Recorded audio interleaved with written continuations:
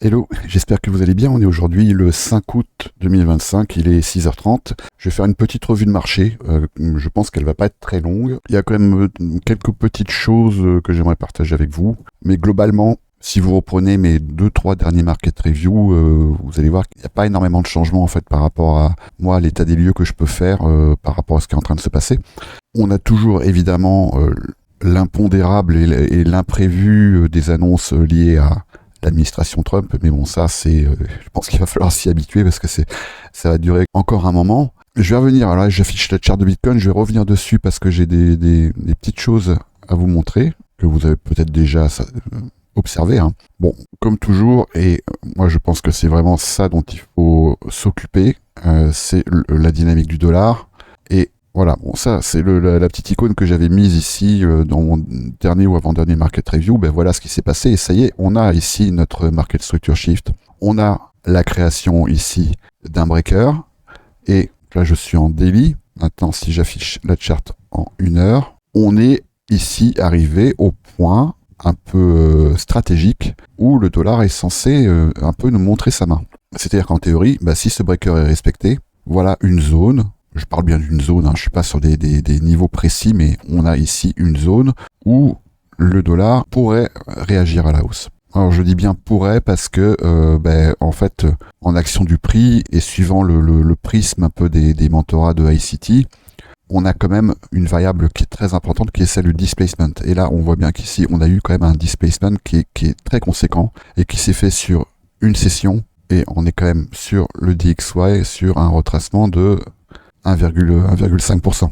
Donc c'est énorme et ça occasionne dans cette zone la constitution d'un BPR qui pourrait tout à fait amener le dollar à venir buter ici pour aller créer un nouveau plus bas.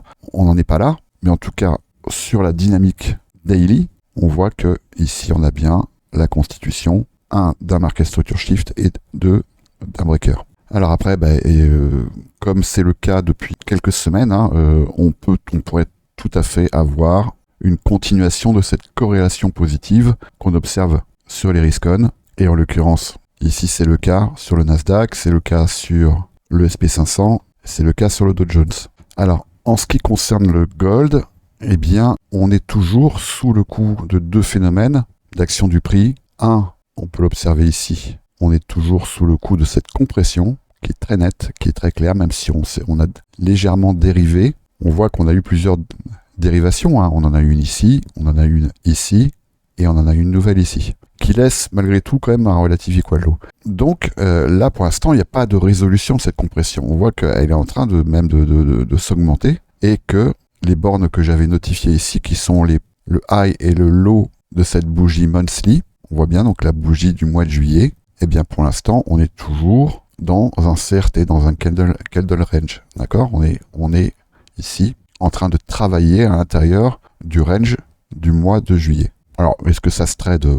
Oui, bien sûr, mais en tout cas, il faut vraiment adapter vos objectifs et votre stratégie à cette particularité qui est qu'on est toujours dans un paradigme d'incertitude en fait sur le gold. Et ça, c'est quand même ce paradigme d'incertitude sur le gold, ça vient témoigner aussi d'un paradigme d'incertitude sur les marchés de manière globale, parce que en fonction de la dynamique de l'or, on sait si les intervenants sont plutôt enclins à aller vers quelque chose d'offensif ou de défensif. Et là, actuellement, ce que montre l'or, c'est que pour l'instant, ils sont un petit peu en situation d'attente. Donc voilà, pour l'instant, on travaille ce range. À un moment donné, il va se résoudre. Dans quel sens? C'est très compliqué de faire des hypothèses, hein. C'est-à-dire que si on regarde la dynamique du COT, celle que je vous ai montrée lors de mon dernier market review, on voit qu'on est en train d'observer les premiers signaux faibles d'une dynamique qui pourrait être vendeuse. Mais cette dynamique vendeuse, elle pourrait très bien se déclencher aux $4000. Donc, encore une fois, le COT n'est pas un outil de timing des marchés. Il est davantage un outil presque de psychologie des marchés. Donc, il faut vraiment rester très prudent. En ce qui concerne l'euro-dollar, on observe la contrepartie parfaite de ce que le DXY nous a montré. Donc, ici, on a eu un displacement haussier, on a eu un market structure shift, le retravail ici de ce breaker, et pour l'instant, on est un peu dans situation d'attente. Et si vous regardez sur l'euro, on a exactement la même chose. market structure shift baissier, constitution d'un breaker, on revient tester ce breaker et ici on est en train de consolider. En toute logique, ça a plutôt tendance à m'indiquer le sud, mais il va falloir bien observer la réaction du prix au contact, au retravail de cette inefficience. Parce que là, à l'intérieur de ce market structure shift, sur l'euro-dollar, on a également ici un IFVG, un BPR qui a été constitué. Et donc ça, c'est une zone potentielle de bounce. Et on a toujours au-dessus de nous cette zone de confluence ici qui nous amène vers les 1,19 et qui pourrait tout à fait être testée. On n'en est pas là, mais voilà, bon, j'ai bien observé ça. Il y a quand même quelque chose qu'il faut noter, c'est qu'on est, comme je l'ai dit au début de vidéo, on est au mois d'août, on est la première semaine du mois d'août, et c'est probablement, même si j'ai pas de statistiques, mais je pense que je pourrais la retrouver, c'est probablement la période la plus illiquide des marchés. Globalement, entre le 15 juillet et le 15 août, les gens ils sont en vacances.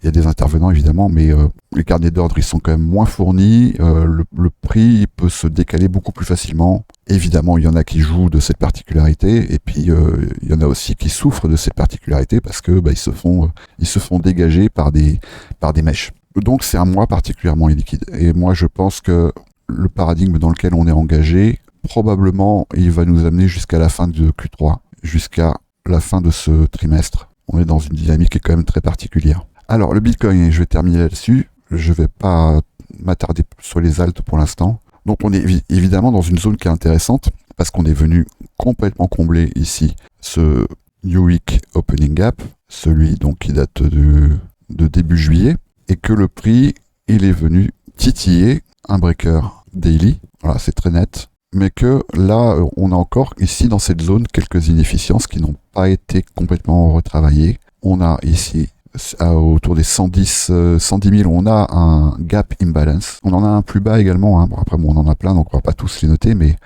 en tout cas, voilà, cette zone ici, là, pourrait également continuer à être travaillée. Moi, mon hypothèse privilégiée là où on est, et je vais vous montrer après pourquoi je privilégie cette hypothèse, c'est qu'on pourrait s'installer quelque temps dans cette zone. Dans cette zone, voilà, que je peux éventuellement matérialiser de cette façon-là. Je serais pas du tout surpris, vu la configuration, que on travaille un petit peu dans cette zone, quelques temps, quelques jours, probablement, peut-être quelques semaines, c'est possible. Et il y a un phénomène aussi, et là, cette fois-ci, il faut que j'aille en weekly, je pense, pour vous le montrer. Oui. Alors là, ce qu'on peut observer, c'est une compression qui n'est pas latérale, mais on a une compression à la hausse avec une diminution de la volatilité. Regardez bien, ça sera peut-être plus clair si je le dessine. Voilà, grossièrement, hein. On a une espèce comme ça de biseau ascendant qui est en train de se former. Là, je suis en weekly, hein, donc une bougie égale une semaine. Ce qu'on peut observer, je trouve ça vraiment très intéressant, c'est on a ici un pump, ensuite on a une consolidation, on a ici un pump, une consolidation et un retravail, un repricing. Alors je vais le noter en jours plutôt, ça sera peut-être plus parlant. Voilà, d'ici. Donc ici, on a, en gros, on a 35 jours, on a un mois. Donc un influx, une consolidation, donc expansion, accumulation, manipulation, expansion. Je vais passer en daily pour qu'on puisse être plus précis. Donc expansion, accumulation, consolidation, appelez ça comme vous voulez, manipulation, expansion, consolidation, et là, on est dans quelque chose qui ressemble, comme les occurrences précédentes, à une manipulation également. Et donc, si on reste dans cette dynamique, dans cette logique un peu, ça nous amènerait vers des plus hauts, mais simplement, ce que je constate ici, c'est qu'on a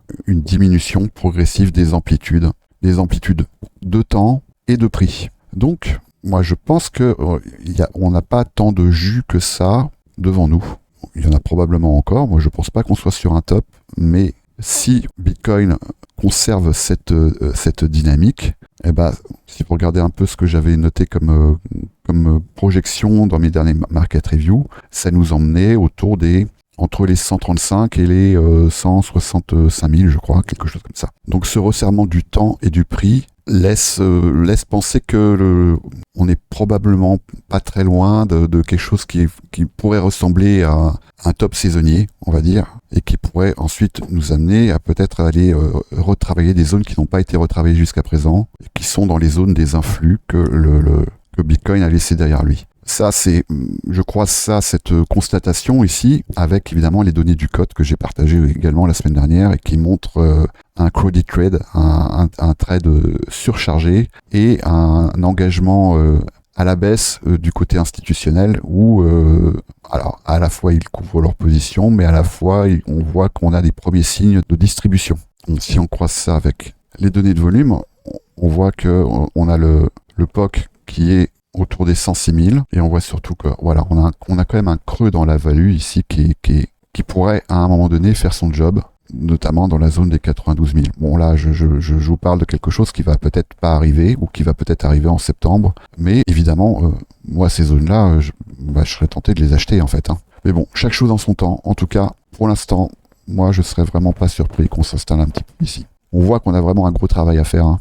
Même la value ici nous le montre bien. On a un gros travail à faire dans cette zone. Et advienne que pourra. Bon, j'espère que ça vous sera utile. Si ça vous est pas utile, j'en suis désolé pour vous. Moi, je partage mes insights, ce que je vois des marchés.